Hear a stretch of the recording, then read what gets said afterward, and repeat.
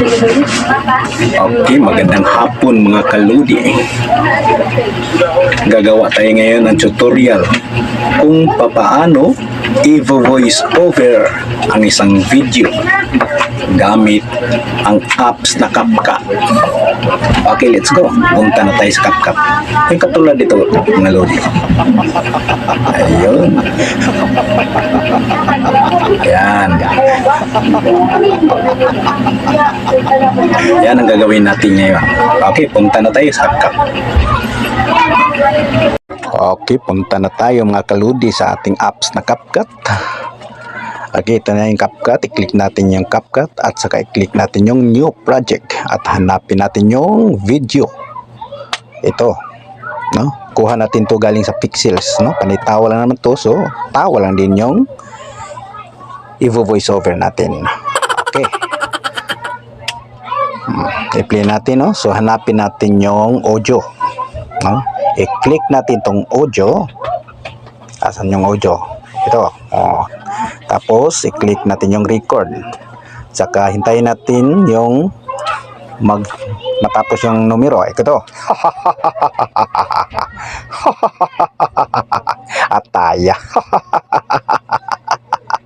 Ataya. Okay, parating mga timang guys.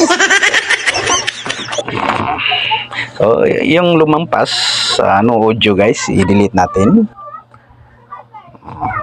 para tama-tama lang sa video, at saka yung CapCut na watermark. Okay, tingnan natin guys. Okay, plakasan natin yung volume guys. Okay, na, pakinggan natin. Ataya. Ayun. Okay na. So, kung ganoon, ano natin, no? Okay, pakinggan natin nga. Okay.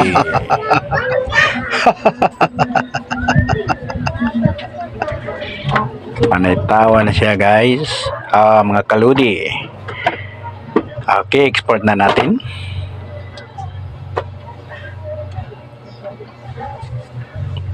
At pagkatapos ma-export ay puntahan natin sa ating gallery. Pindutin muna natin yung done. Ayun. Tapos out tayo sa CapCut. Then punta tayo sa gallery. No? So tingnan natin yung video guys. Yan.